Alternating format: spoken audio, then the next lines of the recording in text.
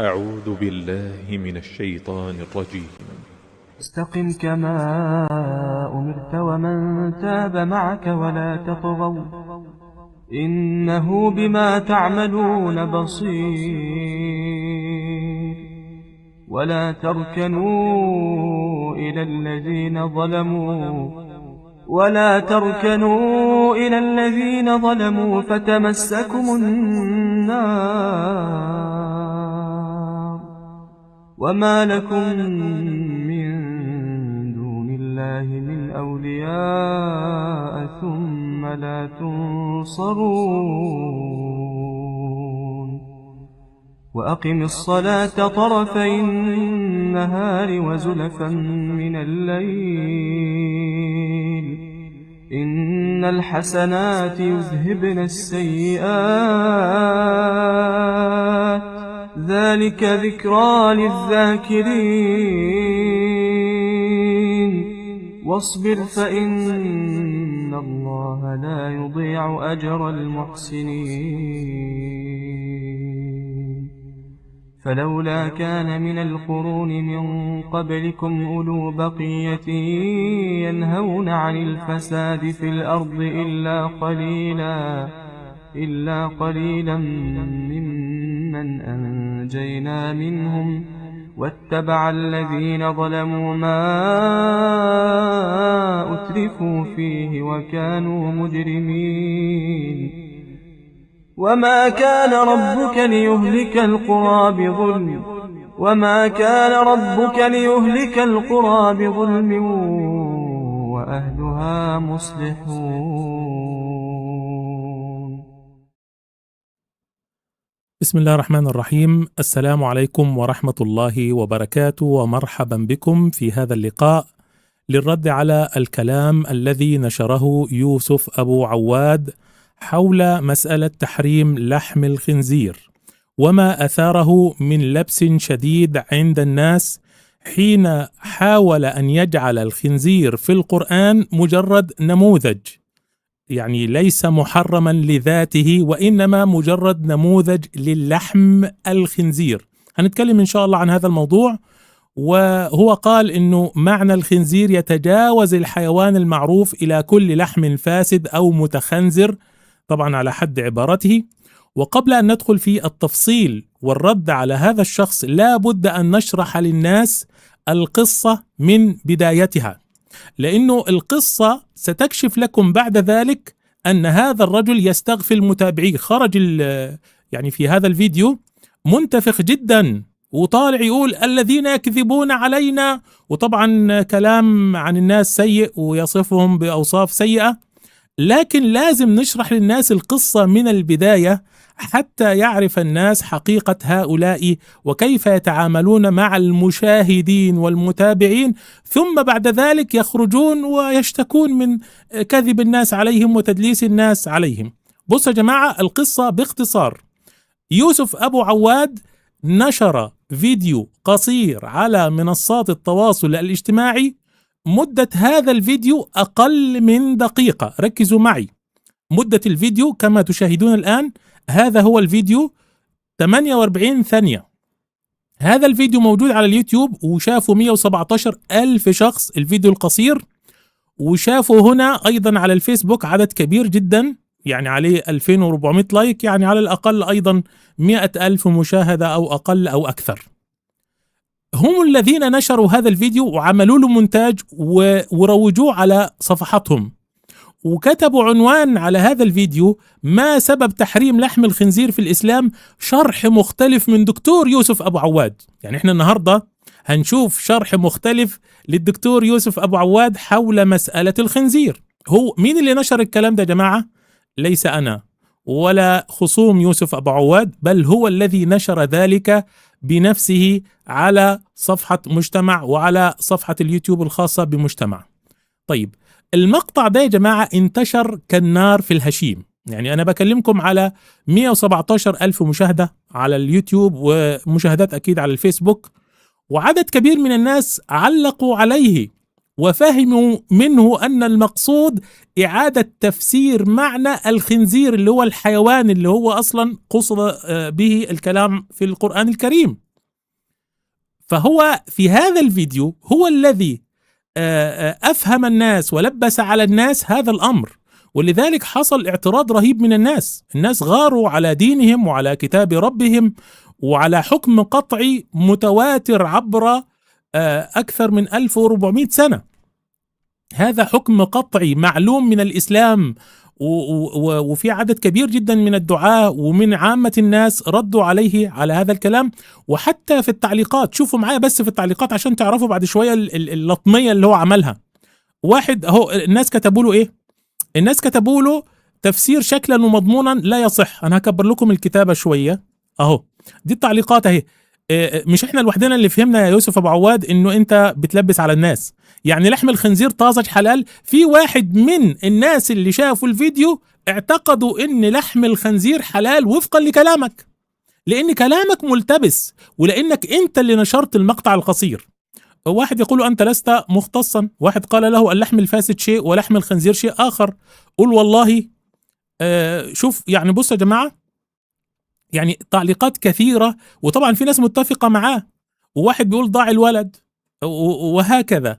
طيب بالله عليكم يا جماعة، بالله عليكم لما يطلع واحد يعمل لطمية كبيرة جدا زي ما هنشوف دلوقتي، مش المفروض كان يطلع يعتذر الناس ويقول لهم يا جماعة أنا نشرت هذا الفيديو، أو فريق منصة مجتمع نشر هذا الفيديو المبتور القصير والتبس الأمر على الناس فأعتذر لكم؟ لا، طالع بقى بصوا يا جماعة ينتقم. بصوا كده بيقول إيه، طالع بيقول إيه: أعتذر منكم بداية أعزائي المتابعين. اللطمية بداية الكلام لطمية. طالع هو طبعا بعد ما الناس ردوا عليه وقالوا له إزاي أنت تقول الكلام ده، شوفوا بيقول إيه: وأرجو أن تلتمسوا لي عذرا في أن تسمعوا ما يتعلق بسفالة وانحطاط وصل إليها بعض من يرد علينا. طبعا هو بيصف خصومه بالسفالة والانحطاط، وطبعا السفالة والانحطاط شفناهم عندكم في منصة الشحارير. يعني وصل بكم الأمر أن تتجاوزوا في حق الله سبحانه وتعالى، وأن تحرفوا آيات القرآن، وأن تعتدوا على تراث هذه الأمة، وأن تتنكروا لأحاديث النبي صلى الله عليه وسلم، وأن تتنكروا لكلام الصحابة، وأن تسفهوا كلام العلماء الكبار. سفهتم كلامهم وتكلمتم عنهم بالسوء، بل جعلتم الكفار في الجنة، وجعلتم المسلمين الذين يتمسكون بالقرآن والسنة بفهم سلف الأمة جعلتموهم من أهل النار، لأنهم يعني انغلقوا على أنفسهم وصاروا خلف شيوخهم. شوفوا هو طالع الآن يعمل لطمية. أنا هعرض لكم الكلام ده وهعرض لكم كمان شوية ملة الشحارير باختصار، اسمعوا. بطريقة لم يسبق لها مثيل. لم يسبق لها مثيل، والله ما شفنا وقاحة، يعني وقاحة الشحارير لم يسبق لها مثيل. قالوا يوسف أبو عواد يحل الخنزير. لا، هم لم يقولوا يوسف أبو عواد يحل الخنزير، هم استنتجوا من هذا الفيديو القصير اللي مدته 49 ثانية أو 48 ثانية إنه أنت بتجعل معنى الخنزير معنى آخر غير الحيوان المقصود الذي قصد في القرآن، الذي تعارف عليه الناس، مش بس المسلمين يا جماعة. قضية الخنزير دي يعني كل الناس لما أقول خنزير، اليهودي عارف الخنزير اللي هو الحيوان هذا اللي هو معاكو ده، اللي هو ده اللي في الخلفية ده، على طول أول ما اسأل أي واحد مسلم نصراني بوذي كونفوشيوسي، أي واحد اسأله ما هو الخنزير هيقول لك على طول الحيوان ده، معروفة، والعرب عارفين الكلام ده، وهذا الحيوان موجود من زمان. فأنت الآن جئت بمصطلح جديد إنه أنتوا فهمكم قاصر. شوفوا يا جماعة، شوف التلاعب، اسمعوا ماذا يقول. لاحظوا، أو يغير مفهوم الخنزير. أيوة، أنت غيرت مفهوم الخنزير، وهتسمع دلوقتي نفسك وأنت بتقول أنت اللي هتعرض الكلام. أنا سآتيكم بالفيديو الأصلي الذي تحدثت فيه عن الموضوع لتعلموا إلى أي درجة يستخف هؤلاء بمتابعيهم. أيوة، الفيديو الأصلي، ركزوا معايا يا جماعة، ركزوا معايا يا جماعة. الفيديو إيه معلش قولها تاني كده. الموضوع لتعلموا إلى أي درجة يستخف هؤلاء. الفيديو الأصلي هو هيعرض دلوقتي فيديو ملوش علاقة خالص بالفيديو اللي هو نشره على صفحته على مجتمع هنا وهنا 48 ثانية. الفيديو ده بصوا يا جماعة معمول مونتاج اهو، بصوا كده. النظام الغذائي الذي يطرحه الدين لما يحرم الميتة ويحرم الدم واللحم المسفوح ولحم الخنزير، والذي يلحق به كل لحم متخنزر وفاسد مما يتحول إلى وجه. اسمعوا يا جماعة، اسمعوا اللي جاي ده. ثبات فيما نراه. يعني الناس يأخذون مفهوم الخنزير بطريقة مقصورة جدا. أيوة، الناس يأخذون مفهوم الخنزير بطريقة مقصورة جدا. إيه الطريقة المقصورة دي يا جماعة؟ الحيوان. لا، هو ده مفهوم صحيح. الناس اللي فاهمين المعنى الخنزير بالطريقة الصحيحة هم دول الناس الصادقين. وانت اللي طالع تدلس على الناس، ولما الناس هاجموك وكشفوك وفضحوك وعروك طلعت تقول هاتوا الفيديو الأصلي. لماذا نشرتم هذا الفيديو إذا كان هناك فيديو أصلي؟ أنا هسألكم سؤال يا جماعة، لما تشوفوا ريلز زي دي موجودة ومنشورة عندهم، هل انت مطالب عشان تتأكد من الكلام ترجع للحلقة الأصلية طالما صاحب المنصة هو اللي نشره؟ يلا يا جماعة ردوا عليا في الشات. لو واحد، أنا مصطفى الشرقاوي في قناة شؤون إسلامية، نشرت ريل صغير قصير، هذا الريل مقطوع من حلقة، هل أنت مجبر بعد ما تشوف الريل ده عشان تتحقق من كلامي ترجع للحلقة الأصلية اللي أنا أصلا ناشر الفيديو القصير منها؟ ولا انت كان واجب عليك في الحلقة القصيرة دي كنت تزودها دقيقة ولا دقيقتين وتحط فيها التحريم القطعي الواضح البين، وانت اصلا برضو بتتلاعب بالنصوص حتى مع هذا الفيديو. بصوا يا جماعة، اهو هو اللي عرض هذا الكلام، اسمعوا باقي الفيديو عشان بس مش انت تعالوا نشوف الفيديو الاصلي اللي هو عرضه. الحقيقة أن اللحم إذا فسد من أسوأ ما يكون دخل مرحلة الخنزرة. أي نعم، من أسوأ ما يكون أثره على شوف الجسم البشري هو الدم. طبعا هم بيبلغوا على القنوات يا جماعة، أنا بوقف لأنه هم حذفوا لنا مقاطع قبل كده وأدبناهم الحمد لله وربيناهم وخليناهم يعني لم يعد لديهم إمكانية أن يبلغوا بسهولة. ممكن يبلغوا بس احنا مش هنديهم الفرصة. طبعا إذا سفح، معروف أنه الدم إذا سفح بيئة يعني خصبة لتولد كل أنواع الجراثيم. فكرة الخنزير هي نموذج معناها بصوا فكرة الخنزير هي نموذج معناها اللحم الفاسد، للحم الفاسد، لأنه قال الميتة والدم ولحم الخنزير وما أهل لغير الله به ذلكم فسق. وفي آية أخرى يقول أنه رجس. إذن الفكرة أنه كل لحم تخنزر بفساد التخزين بغير ذلك بسوء التغذية. يعني أنت ممكن أن تربي ماشية عادية من الأنعام، لكن بالتغذية السيئة والعلف المغشوش وكذا أنت تخنزرها. أنت تخنزرها. إذن هو غير مفهوم الخنزير هنا. تعالوا نشوف الفيديو اللي هو يعرضه بقى. بصوا كده يعرض إيه؟ بصوا يا جماعة هيعرض إيه؟ بمتابعيهم ويريدون فقط أن يركبوا موجة ترندات. أنت مش ترند يا يوسف أبو عواد، أنت المشكلة أنت الآن عندما يأتي واحد ضال مضل مثلك ومثل اسمه عدنان إبراهيم ووسيم يوسف، طبيعي جدا الناس يردوا عليك، طبيعي أهل الإسلام والدعاء والشباب والمسلمين يردوا عليك، فأكيد هيبقى الموضوع هيتشهر وهينتشر. أنت نفسك مش ترند، لكنك عندما تكون مثلا شخص منسوب للإسلام تخرج وتطعن في أصول الإسلام وتغير معاني الإسلام وتقول اليهود والنصارى سينجون يوم القيامة، وإن المسلمين المتمسكين بكلام علمائهم دول أصلا مشركين، فطبيعي جدا الناس تتضايق منك، وطبيعي ينبري الناس للرد عليك. أنا هديكم مثال والله قبل أن أكمل بس كلامه.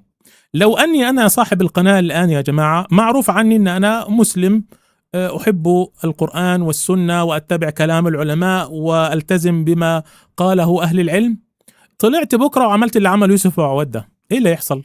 والعياذ بالله، نعوذ بالله من هذا المآل. إيه اللي يحصل؟ كل الناس اللي معايا واللي بيحبوني ومتابعين القناة والناس اللي بيعلقوا الآن بيقولوا لي جزاك الله خيرا هيردوا عليه، وهتشير أكثر. بس هتشير إيه؟ باللعنات. فاكر هذا الذي بال في بئر زمزم؟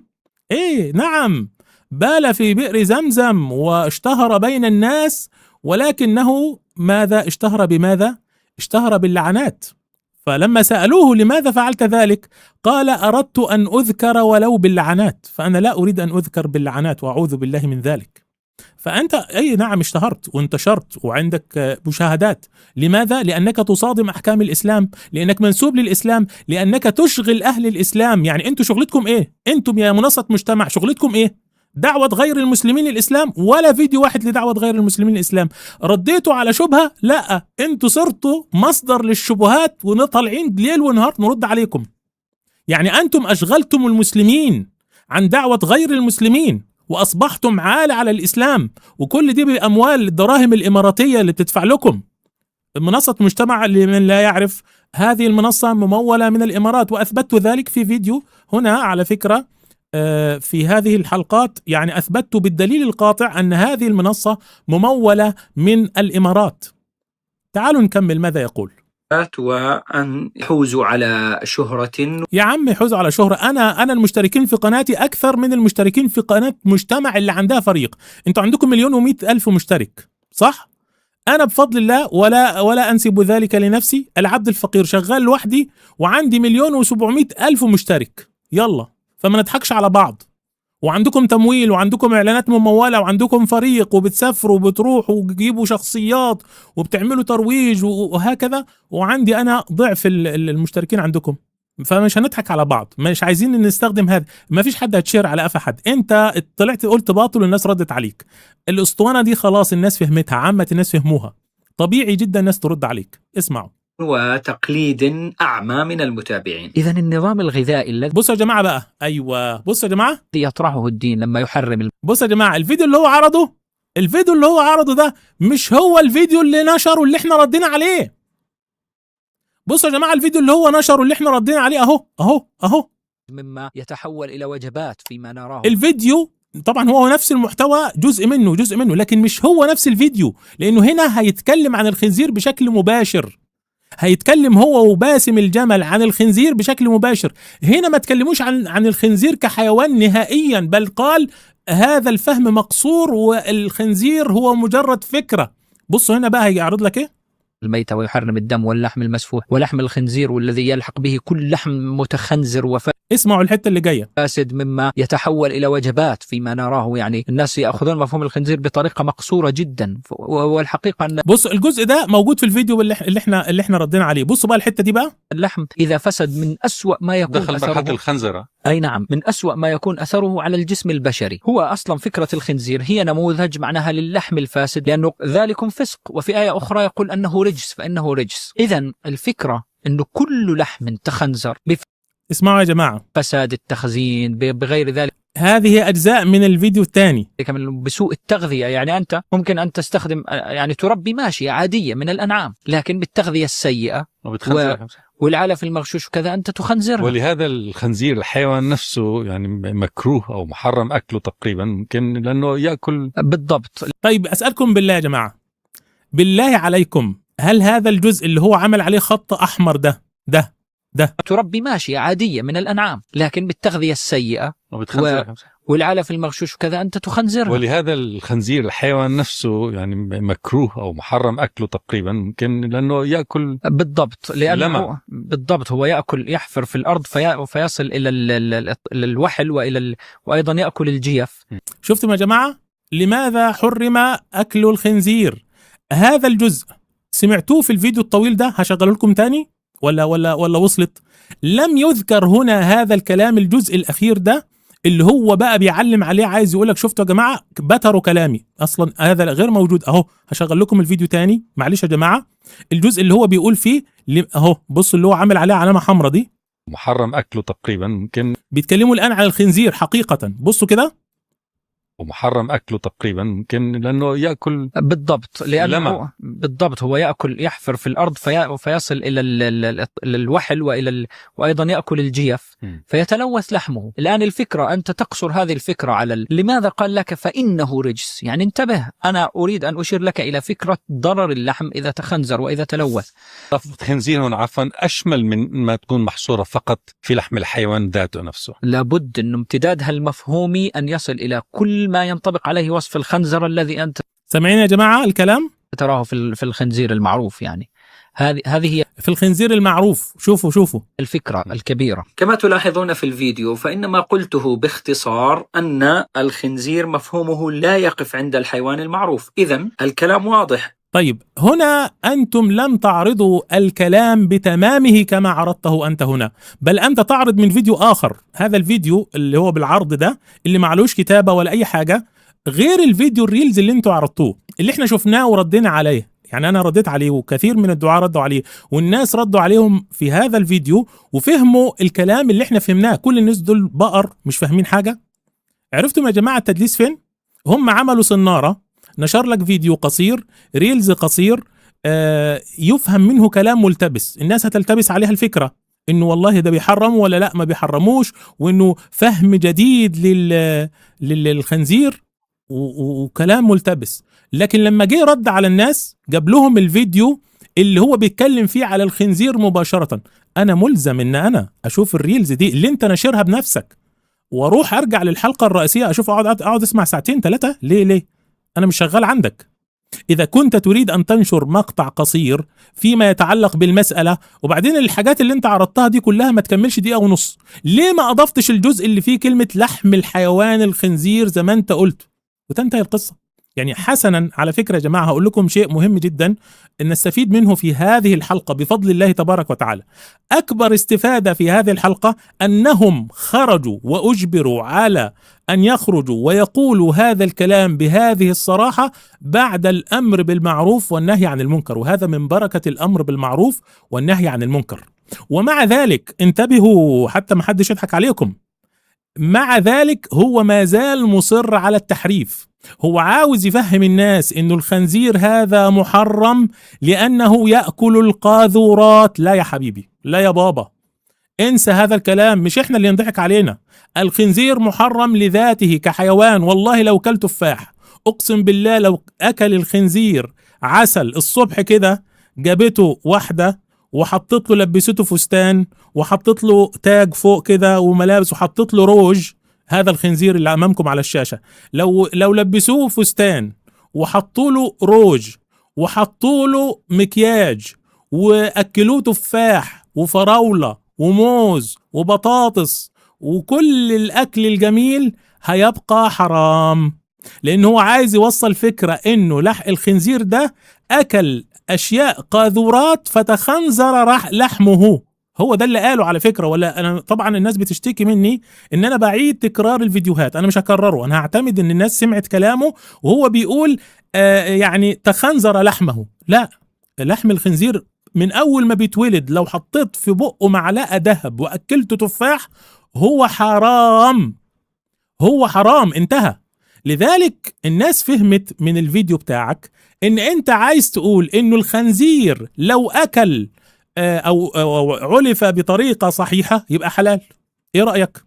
ده اللي اتفهم من الفيديو وده المفهوم، ولذلك اللف والدوران ده كله عشان يوصل للمعلومة دي. حتى الآن، حتى في الفيديو اللي بيرد على الناس، أتحداه أن يخرج ويتكلم بشكل صريح ويقول الخنزير محرم لذاته. لا، ده هو عايز يقول لك الخنزير محرم لأنه بياكل قاذورات. طيب لو الخنزير اتربى في مزارع جميلة وأكل من الأشياء الجميلة وما أكلش القاذورات، يلا اطلع اتكلم في هذه المسألة يا كذاب يا دجال. بتمشي الأمور لمين؟ عايز توصل إيه؟ المعلومة فين؟ تعالوا نكمل كلامه. هذه هي الفكرة الكبيرة. كما تلاحظون في الفيديو، فإن ما قلته باختصار أن الخنزير مفهومه لا يقف عند الحيوان المعروف. إذن لا، الخنزير يقف عند الحيوان المعروف. اللحم الفاسد له حكم آخر، اللحم الفاسد له حكم آخر مالوش علاقة. إيش علاقة الخنزير باللحم الفاسد؟ اللحم الفاسد ده الميتة اللي مذكور في الآية، الميتة ولحم الخنزير. الميتة ده يشمل كل اللحم الفاسد والمتخنزر و تعالوا نكمل.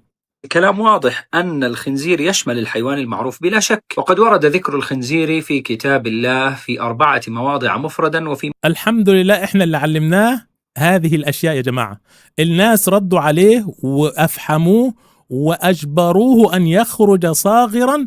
والله جزاكم الله خيرا يا من علقتم عنده، يا من جعلتموه يخرج ويأتي بهذه المقاطع. على فكرة مش ذنبي ولا ذنب الناس ان انت قايل في الحلقة كلام ما عرضتوش في الريل. انا امتى يكون الناس كذبوا عليك؟ وامتى الناس يكونوا الحقارة والوساخة اللي انت بتتكلم عنها اللي انت بتقولها عليهم؟ لما هم يتعمدوا قطع كلامك في الريلز ما فيش فيه اي كلام من اللي انت قلته ده الا الجزء الاول اللي هو الملتبس، الجزء القطعي، الجزء اللي هو ما فيش فيه اي تأويل وطبعا في كلام فيه. انت ما عرضتوش في الحلقة، ما عرضتوش في الريلز، عرضته في الحلقة الرئيسية. انا مش مجبر اروح اشوف الحلقة لانه انا ما شفتش الحلقة ولا عايز اشوفها ولا هشوفها، مش شغلتي. بتنشر الريل ليه؟ الفيديو الريلز يا جماعة القصيرة دي بتنشرها ليه اذا كنت انت في معنى واضح لا لبس فيه؟ لماذا؟ تعالوا نكمل.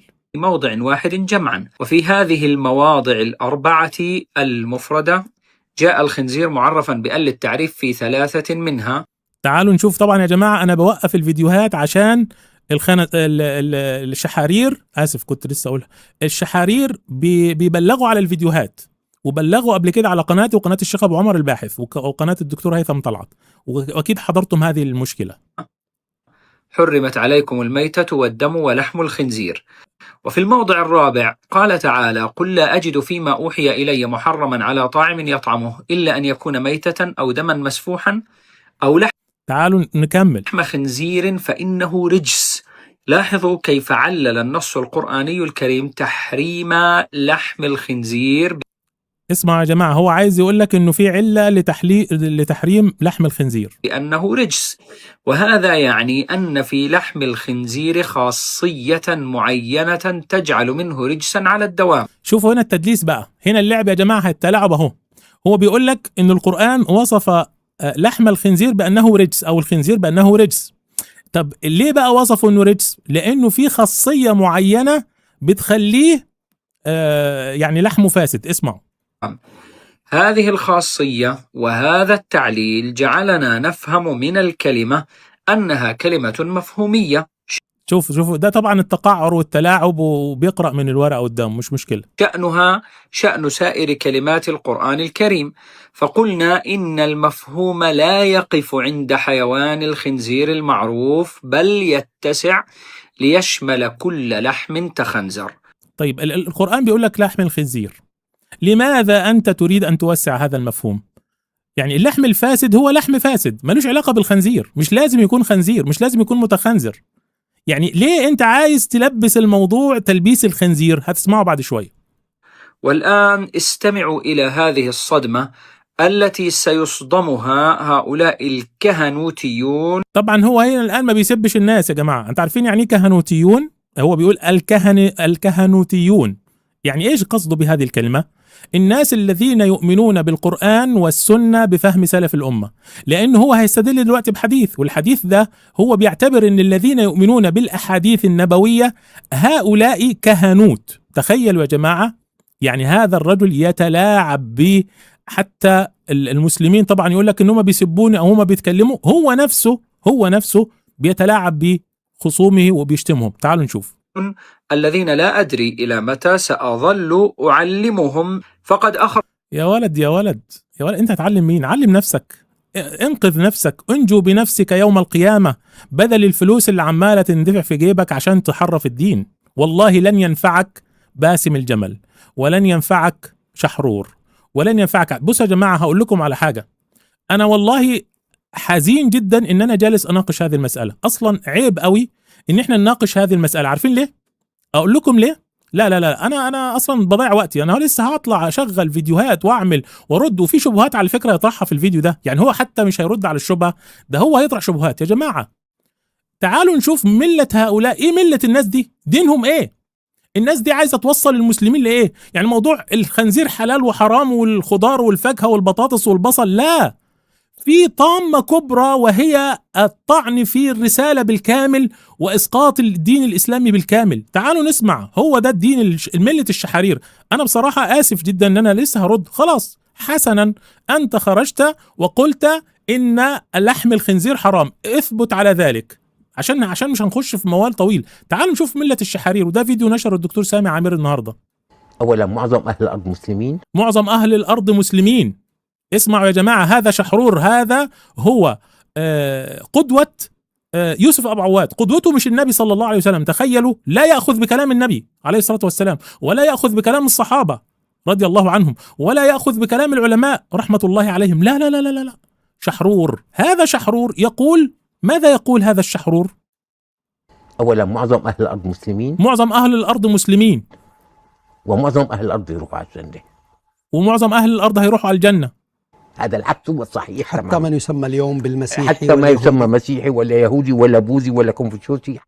يعني كل الناس داخلين الجنة. مين يا جماعة الكهنوت؟ بالله عليكم، الكهنوت دول، عارفين الكهنوت دول الناس دي كانوا ايه في العصور الوسطى؟ الكهنوت دول الناس اللي كانوا بيحتكروا الدين وبيوزعوا صكوك الغفران وبيبيعوا الجنة والنار والأمور دي. مين اللي بيدخل الناس الجنة وبيطلعهم من الجنة وبيدخلهم النار وبيعمل الكلام ده؟ انتوا، مش احنا. نحن لا نفعل ذلك. مين اللي معاه مفاتيح الجنة ويقول لك انه النصراني واليهودي والبوذي والكونفوشيوسي والملحد بقى، ما هو اصلا يعني خلاص بقى، ما هي بقى الجنة للجميع. ما هي فائدة الدين بعد هذا الكلام الذي قاله شحرور اللي هو قدوة هؤلاء؟ ما فائدة الدين؟ لا فائدة للدين ولا أي شيء. تعالوا نسمع. السلام عليكم. في هذا الفيديو سنكشف لكم حقيقة مشروع الشحارير، وهو باختصار أسلمة المشركين وتكفير المسلمين المتمسكين بالقرآن والسنة وكلام العلماء. شاهدوا هنا اللف والدوران. يقولون جل الذين يقولون إن الله ثالث ثلاثة مسلمون، يقصدون أن الله واحد. لفظة كفر الذين قالوا إن الله ثالث ثلاثة تعني المفهوم السائد حاليا، خلينا نقول عند المسيحيين بشكل عام، هو التثليث للترينيتي. والله أنا لا، يعني كثير من المسيحيين يقول مثلا بفكرة التثليث، وفي النهاية هذا مجرد كما أقول لك مجرد يعني كلام يقال بدون أن يكون له انعكاس. خلي بالك ربنا سبحانه وتعالى يقول لقد كفر الذين قالوا إن الله ثالث ثلاثة. بيقول لك والله هم، يعني ربنا بيقول لك اللي بيقولوا الكلام ده كفروا، ويقول لك والله أنا شوفوا اللعب التلاعب. هذا مجرد كما أقول لك مجرد يعني كلام يقال بدون أن يكون له انعكاس. أيوة. لأنه أنا بدي أحكي لك لأن السلوك مرات، أيوة السلوك هي أهم حاجة. السلوك دي يا جماعة انتبهوا من السلوك يا جماعة. السلوك في الكهرباء تخش في بعضها، يخرب بيت أبو السلوك يا أخي. ده انتوا قرفتونا بموضوع السلوك ده، كل حاجة سلوك. يأتون على تفسير سورة الفاتحة اللي تعارف عليه الناس سنوات طويلة، يقول لك أصل السلوك، الخنزير أصله فكرة، الكفر أصله نظرية، الإيمان أصله مش عارف إيه، أي حاجة يفرغ لك الدين من محتواه. تعالوا نشوف. السلوك هو وكأنه السلوك أوكي أن الله ثالث، بس السلوك إنه الله واحد. نعم. يعني هم بيقولوا إن الله ثالث ثلاثة، ولكن هم يقصدوا أن الله واحد. طب إيش فائدة الآية بقى القرآنية؟ بالله عليكم يا جماعة، ما فائدة الآية القرآنية؟ ولماذا نزلت الآية القرآنية؟ الآية القرآنية تقول لقد كفر الذين قالوا إن الله ثالث ثلاثة.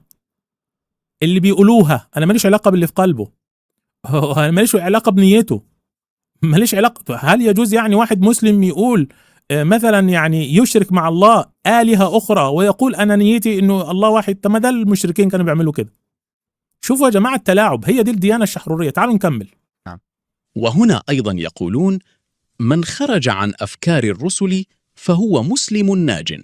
فمن حقق شرط الإيمان، عقد الأمان المجتمعي، وعمل صالحا، يعني أكد هذا بالعمل الصالح بغض النظر عما سمى نفسه أو ما انتمى إليه كتسمية، ما كان ينتمي إليه، أو من آمن به من الرسل، أو حتى من خرج عن أفكار الرسل، أو حتى من خرج عن أفكار الرسل، أو حتى من خرج عن أفكار الرسل. يعني أنت تخرج عن أفكار الرسل يعني إيه؟ يعني ملحد، يعني حتى مش يهودي ونصراني ولا كذا ولا مؤمن لا لا لا لا لا. حتى لو خرج عن أفكار الرسل، أهم حاجة يا جماعة السلوك. أهم حاجة. أنتوا عارفين أنا أنصح الناس اللي يروحوا يشتروا من محلات الكهرباء السلوك عشان يخشوا الجنة، على حسب كلامهم طبعا. هؤلاء أنا بسخر من كلامهم. اشتروا يا جماعة سلوك، كتروا من السلوك، لأن السلوك ده هو ده يعني هو ده الدين بتاعهم، السلوك. طب والقرآن والإيمان بالله سبحانه وتعالى، بالقرآن، بالرسل، بالملائكة، بالقدر، بالأمور دي، لا لا لا لا مش مهم. المهم السلوك. السلوك تمام، السلوك قوية متينة، اشتري سلك قوي جدا وشيله معاك أو اربطه على وسطك وانت هتخش الجنة يا أولاد الذين. يقولون أيضا المقصود باليهود والنصارى ليسوا من نعرفهم اليوم. ليس كل من سموه الناس اليوم يهودي أو حتى سماه أباه أو هو يسمي نفسه ولا يدري. أي نعم، إنه يهودي أو نصراني. يعني إيه يا جماعة؟ ربنا سبحانه وتعالى يصف قومه في القرآن، اليهود والنصارى مثلا في القرآن، بيقول لك لا مش هم دول الناس اللي موجودين دلوقتي اللي هم اللي اسمهم يهود ونصارى، لا لا لا لا لا لا مش هم دول. تخيلوا يا جماعة هذا. ولذلك مناقشة قضية الخنزير ومناقشة قضية التحريم والتحليل، يا جماعة دول هدموا أصل الإيمان، أصل الإسلام، أصل الرسالة. فأنا بصراحة آسف والله. الفيديو على فكرة لسه نصه، لا تعال ناقشني هنا. لماذا لم ترد على حلقات الدكتور سامي عامري اللي فضحك فيها وفضح تدليسك على القرآن، اللي بيتكلم عن المصطلحات؟ لماذا مش انت كنت بتنتقد الناس، بتقول قبل كده، انت كنت بتقول تتركون الجوهر وتذهبون الى القشور؟ مين دلوقتي اللي مسك في كلمة ودلس على الناس ونشر ريل اصطاد؟ تعرفين انت شغال صنارة، صياد، رميت صيد، رميت للناس طعم، رميت لهم فيديو، فلما ردوا عليك طلعت تكذبهم. وانا والله لا استبعد، اسمعوا يا جماعة، انا لا استبعد ان هؤلاء هم الذين نشروا هذا الفيديو بهذه الطريقة ليوقعوا الناس في انهم يردوا عليهم، لانه مفهوم الفيديو انه الخنزير مش هو الحيوان المعروف، فيطلع هو يرمي الجوكر ويقول لك شوفوا يا جماعة الحلقة الأساسية. طب أنا مالي بالحلقة الأساسية؟ أنا ما شفتش الحلقة الأساسية. تعالوا نكمل كلامه. وهنا الطامة الكبرى: اليهودية ليست عقيدة، وإنما هي سلوك المتعصبين للسلفية. يعني كلمة يهود أو كلمة يهودي أو نصراني نقطة انطلاقها لم تكن يوما عرقا، لم تكن عرقا. خلي بالك، هو عايز ينفي انه الناس اللي هم موجودين الان اللي بيننا، اللي احنا بنشوفهم، اللي بيلبسوا اللي هي اللي بتاع الطاقية اللي في الخلف دي، الناس اللي هم موجودين مثلا في جميع انحاء في اوروبا او في امريكا او في الاراضي المحتلة، مش هم دول، مش هم دول ابدا. اوعى اياك تقول ان دول هم اليهود والنصارى او النصارى اللي موجودين في القرآن، الناس اللي عندهم صلبان وكنايس ومعروفين. لا لا لا لا لا لا، ده سلوك معين. لو انت كمسلم عملته انت تصير كده، ولو النصراني واليهودي تجنبوا هذا السلوك فاصبحوا مسلمين. والله هو ده اللي بيوصله. هي كانت نقطة انطلاقها سلوكات معينة، سلوكات ملهاش علاقة بالعقيدة وتصرفات، هذا دائما وأبدا. لذلك طلع ماذا قال؟ ذلك قولهم بأفواههم يضاهئون قول الذين كفروا من قبل. إذن هذا القول نتيجته لما أنت يكون لك شيخ، وهذا له شيخ فرقة، وهذا له زعيم، وهذا ايوه، هو ده اللي عايز يوصل له. اللي عايز يوصل له انه اليهودي والنصراني هو الذي يتعصب لشيخه، يعني اللي بيتبع الائمه الاربعه، اللي بيتعصب لكلام العلماء، للصحابه. على فكره الصحابه شيوخ عندهم برضو لا ياخذون حتى كلام النبي صلى الله عليه وسلم، من يتبع كلام النبي يصبح من الكهنوت. وهذا التقديس والانغلاق أو التعصب الزائد والتقديس نتيجته إنه الوصول إلى حالة الكفر. ونحن قلنا حالة، يعني أنت الآن تبقى كافر لو تعصبت لشيخك، لو تعصبت للشيخ. على فكرة التعصب للشيوخ أو كذا مش كويس، لكن هل التعصب لواحد يتعصب لأحد المذاهب الأربعة أو للإمام الشافعي أو أبي حنيفة أو مالك أو كذا يصبح كافرا؟ والذي لم يؤمن بالله يوما واحدا ولم يصلي لله ركعة واحدة ولم يؤمن بالنبي صلى الله عليه وسلم ولم يؤمن بالقرآن ناج يوم القيامة لأن سلوكه كويس؟ إيه ده؟ هو ده الدين عندكم؟ الكفر تعاكس حالة الإسلام، تعاكس حالة الإيمان. الآن مع النتيجة: المسلمون الذين يخالفون شحرور متعصبون للصحابة والأئمة الأربعة، ولذلك فمن الممكن وصفهم بأنهم يهود وكفار. هلا صارت الصورة أوضح. هلا ممكن نسمي احنا أي شخص أو أي مجموعة بشرية تنحرف عن ملة إبراهيم، فإما تكون يا إما يهودية وإما أن تكون نصرانية، وذلك لا علاقة له بأي مجموعة بشرية أو أي إسقاطات سياسية موجودة. يقصد بالإسقاطات السياسية اللي هو زي ما احنا عارفين الناس المتعارف عليهم الآن، الناس الأتباع النصرانية واليهودية الآن. تخيلوا، يقول لك لا هو ملهوش علاقة، هو بس اللي ينحرف عن ملة إبراهيم يصير يهودي أو نصراني. طيب حاليا بالضبط يمكن أن تسمي فرقة حاليا ما تسمى بفرقة إسلامية أن تسمى هي أيضا ملة يهودية، أو تدخل ضمن هذا التوصيف السلوكي لهذه الملة.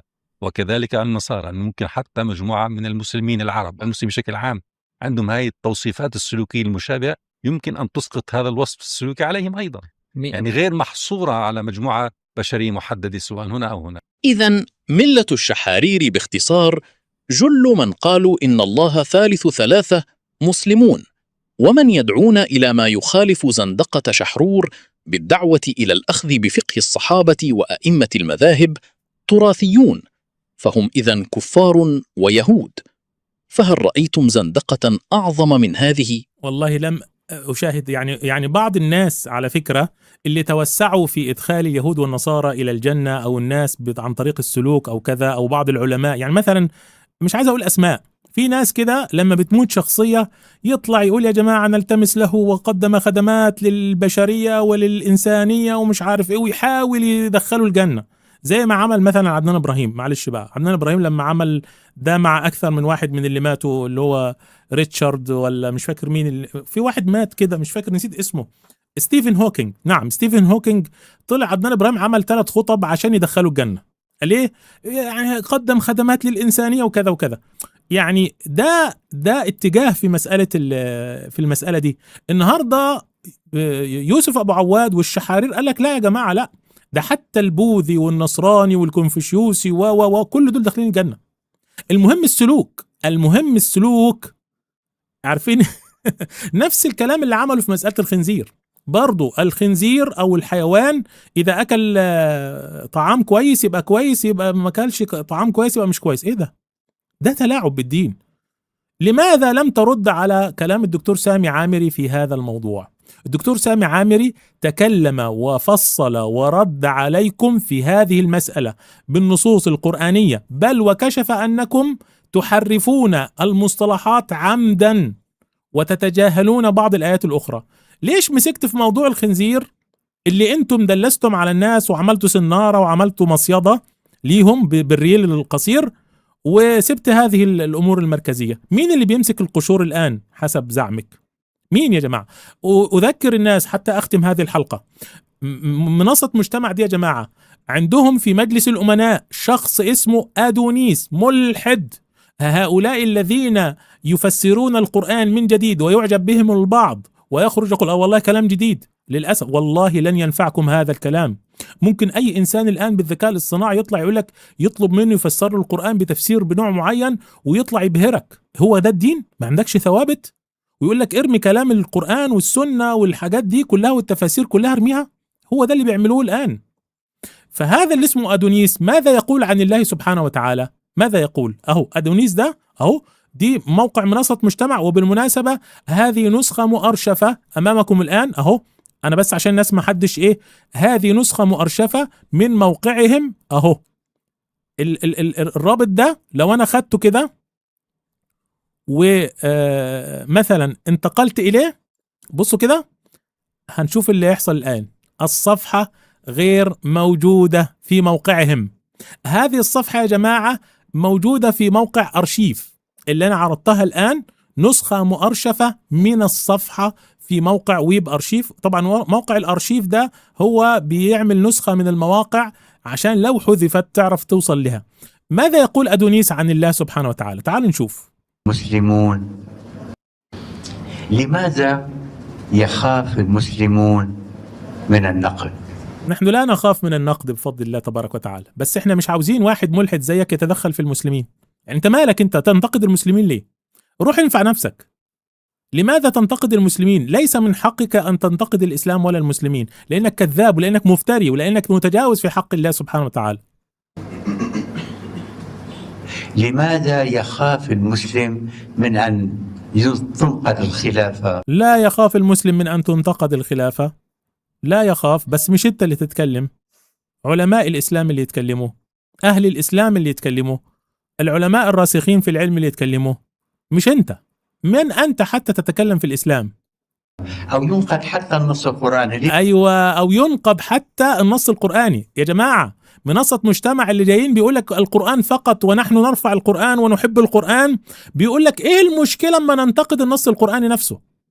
ولذلك حذفوا هذا، لأن دي كانت وصمة عار في جبينهم، كانت فضيحة كبرى بفضل الله، وأنا أول واحد كشف هذا. بالمناسبة من أراد التحقق، معلش يا جماعة، في حلقة هنا اسمها فضيحة مجتمع الزنادقة والشحارير وحذف مجلس الأمناء. الحلقة دي موجودة على القناة منذ 5 أشهر، قاموا بحذف مجلس الأمناء وأنا أول واحد كشفه. تعالوا نشوف ماذا يقول. لماذا؟ أنا لا أفهم أنه إذا واحد نقد النص القرآني لا يعني أنه يرفضه، لا يعني أنه لا يحترمه، يعني أنه جزء من حياته ولذلك ينتقده. لأنه إذا لم تتصارع مع الله مع من تتصارع؟ أعوذ بالله، أعوذ بالله، أعوذ بالله، أعوذ بالله، أعوذ بالله من كلام هذا المجرم. هذا المجرم هو أحد أعضاء مجلس أمناء منصة مجتمع التي تفسر المسلمين الإسلام من أول وجديد. هذا الشخص يقول ما قبل الإسلام أعظم بكثير من الإسلام، بكثير، ما في نسبة يعني الجاهلية أفضل من الإسلام. ولذلك أنا أقول كيف لإنسان أن يأخذ دينه من هؤلاء الذين يخرجون علينا بهذه الملابس المنمقة ويخرجون علينا في هذه المنصات ويطلب منا أن نرد عليهم، بل يتعالون علينا، يعني بيتعالى ويقول لك ويطلع يقول لك يشتمك ويقول لك هؤلاء شوفوا ويشتم ويسب فيهم. وعلى فكرة في الفيديو طرح شبهات جديدة على صحيح البخاري وعلى الحديث، ولذلك أنا لن أضيع وقتي مع هؤلاء في أننا لا خلاص أنتم حسنا خرجتم وأكدتم أن الخنزير حرام الحيوان، بس هو حرام لذاته وليس حرام لأنه يأكل القاذورات، لأنه لو أكل التفاح والعسل سيبقى حراما أيضا، فما تلعبوا علينا هذه اللعبة. تمام. وأما بحث قضية اللحم الفاسد أو قضية الحيوانات التي تأكل القاذورات، العلماء تكلموا عنها من قديم، وأنت بصوا يعني في الفيديو ده قال لك مفاجأة كبرى سأصدمكم من صحيح البخاري وكلام العلماء. كلام العلماء الذين أنت ترفضهم تكلموا في هذه المسألة لأنهم عندهم علم وعندهم دين، دون أن يربطوا ذلك بلحم الخنزير، دون أن يقولوا إن الخنزير ليس هو يعني ليس يقتصر على اللحم، على الخنزير اللي هو الحيوان المعروف.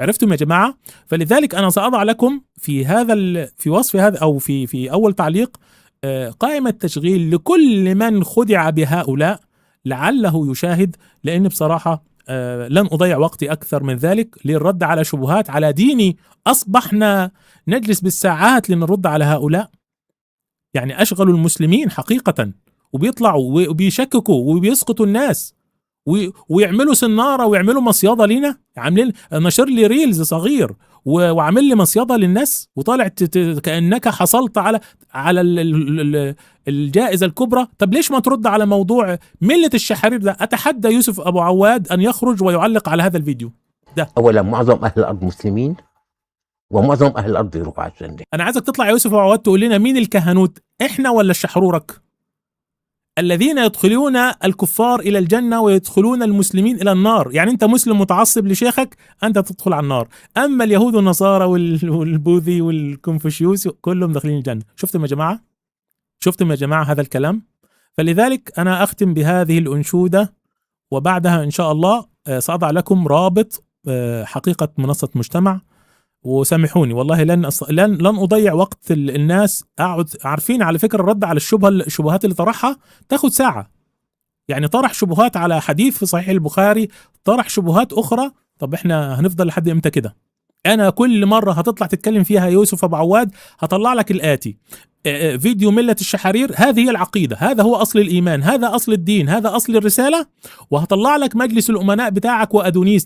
اطلع قول لنا أدونيس ده كان في مجلس الأمناء ولا لأ؟ ولماذا أزلتم هذه الصفحة؟ وهل توافق أدونيس في أن القرآن يجب أن ينقض؟ وهل توافقه على الإساءة لله سبحانه وتعالى عندما يقول إذا لم نتصارع مع الله فمع من نتصارع؟ هنا لا يعني أنه يرفضه، لا يعني أنه لا يحترمه، يعني أنه جزء من حياته، ولذلك ينتقده. لأنه إذا لم تتصارع مع الله مع من تتصارع؟ هو ده بقى اللي أنا هعرضه لك من هنا ورايح. اعمل حسابك كل فيديو هتعمله وكل ترقيع هتطلع تتكلمها هنفضحك، هنفضح مجلس الأمناء، هنفضح الملة الشحرورية. والله يا جماعة الفيديو ده الدكتور سامي عامري، والله الدكتور سامي عامري ذكر كلام على الفيديو أهو هعرضه لكم الآن. الدكتور سامي عامري هنا ماذا يقول؟ يقول فيديو خطير جدا أذيعوه بين أبناء المسلمين. لماذا حذرنا جميعا من فتنة الشحارير ومن مشروع الإبراهيمية الممول بسخاء بالملايين؟ لأنها فتنة غايتها تكفير المسلمين، أسلمت الكفار، طمس الدين. من أراد التفصيل فليراجع الفيديوهات الكثيرة عن الشحرير على اليوتيوب ومنها لقاءاتي على قناة شؤون إسلامية، ومن أراد المختصر المفيد سيجد في هذا الفيديو مطلبه. نزله عندك وانشر. هذا هو الكلام الصحيح. أنا على فكرة ليش أنا ما عامل رتويت؟ أنا عامل رتويت يا جماعة، نعمل رتويت أهو. أنا عامل اقتباس، آسف أنا عامل اقتباس بالمناسبة للفيديو حتى لا يعتقد أنا عامل اقتباس الفيديو من 6 ساعات بس كتبت عليه. فلذلك هو ده الكلام. هذا الفيديو أتمنى، أنا نشرته على تليجرام، ادخلوا على قناتنا في التليجرام، خذوا هذا الفيديو وانشروه وأذيعوه بين الناس، لأنه هذا هو الفيديو الفاضح، هذا هو الفضيحة. مش تقول لي لحم الخنزير وقطعوا كلامي وقطعت كلامهم وقالوا والأكل القاذورات. لا لا لا لا لا، تعال لي هنا في الملعب ده يوسف أبو عواد، ما تلعبش بالناس، تعال لي في ملعب العقيدة، تعال لي على الأشياء الحقيقية. هل أنت تقول بأن اليهود والنصارى سينجون يوم القيامة وأنهم من أهل الإسلام، وأن الذي يتعصب لشيخه كافر كما ذكرت في الفيديو؟ هل أنت تقول أن البوذي والكونفوشيوسي وأن اليهود والنصراني سيدخلون الجنة كما يقول شحرور وكما تقول أنت؟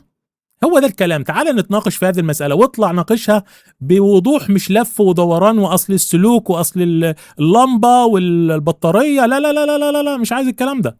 اطلع كده قول كلام. يا جماعة أهل العلم يا جماعة لهم طريقة ولهم أسلوب جميل جدا، ما فيش لف ودوران. أهل العلم لما بيجي يتكلموا على لحم الخنزير بيقولوا إيه؟ هذا حيوان محرم لذاته، وانتهت القصة. مهما حصل ومهما نظفناه وجبنا له شامبو وجبنا له كريم ومش عارف ايه وحطينا له مكياج، هيبقى حرام. لو أكل تفاح وأكل عسل وشرب عسل هيبقى حرام. أما ده يقعد يقول لك أصل الخنزير هو مجرد نموذج لأن الله سبحانه وتعالى قال عنه أنه هو رجس، فالرجس لأنه لحمه خنزر لأنه بيأكل قاذورات. إيه يا عم؟ إيه يا عم؟ ليه اللفة دي كلها؟ ليه يا حبيبي تلففني اللفة دي كلها؟ ليه تتلاعب بالمسلمين وبالناس؟ لأن أنت أسلوبك طالع يعني بتتلعب عليهم. وفي ناس للأسف الشديد عايزة تكفر، وخلونا نكون صرحاء، في ناس من عامة المسلمين يريدون الكفر ويريدون من يسهل عليهم الحرام. والمرأة اللي عاوزة تخلع الحجاب ستجد غايتها عند هؤلاء، الذي يريد أن يترك الصلاة سيجد غايته عند هؤلاء. هؤلاء لا يعترفون بالصلاة، يقولوا الصلاة الحركية هذه يعني هي للعبد فقط، ليس يعني مش مطلوبة. واحد منهم قال إن هي صلاتين بس، واحد بيقول لك مفيش صلاة، كل واحد عنده رأي في الموضوع. فهذا ما يريدونه للناس الكفر، يريدون يسرقون آخرة الناس. هؤلاء هم لصوص الآخرة كما وصفهم الدكتور هيثم طلعت، هؤلاء هم لصوص الآخرة. فوالله من اتبعهم فهو أدعى أن يتبع للدجال، أسهل شيء أنه يتبع للدجال. أهل الأهواء يبحثون عن هؤلاء. وأنا ماذا أستفيد إذا حرمت ولا حللت ولا عملت؟ ما فيش حد بيحرم وبيحلل بمزاجه. القرآن فيه نصوص واضحة، لحم الخنزير حرام، ربنا حرمه بنص واضح، مش محتاج ألف ودور وادخل ولف ودخل الناس في هذه المسألة. يلا نختم بهذه الأنشودة وجزاكم الله خيرا. كان الدكتور محمد شحرور رحمه الله من أول من سرد هذه الآيات وجمعها بهذه الطريقة. أولا معظم أهل الأرض مسلمين، ومعظم أهل الأرض يروحوا على الجنة، حتى من يسمى اليوم بالمسيحي، حتى ما يسمى مسيحي ولا يهودي ولا بوذي ولا كونفوشيوسي. هو الكفر مصطلح نوعا ما فيه اختلاف. الكافر ليس معناه الذي لم يتبع الرسالة أو يتبع الشريعة الخاتمة، لا. أنا أؤمن بالله. ماذا تعني هذه الجملة؟ أي أن مستند عقد الأمان الذي بيني وبينك هو الله. الفسق على فكرة ترجع للأصل الجامد، كلمة الفستق المعروفة التي إذا أردنا أن نأكله يعني نضغط على القشر فيخرج الفستق من لبة الفستق من القشر.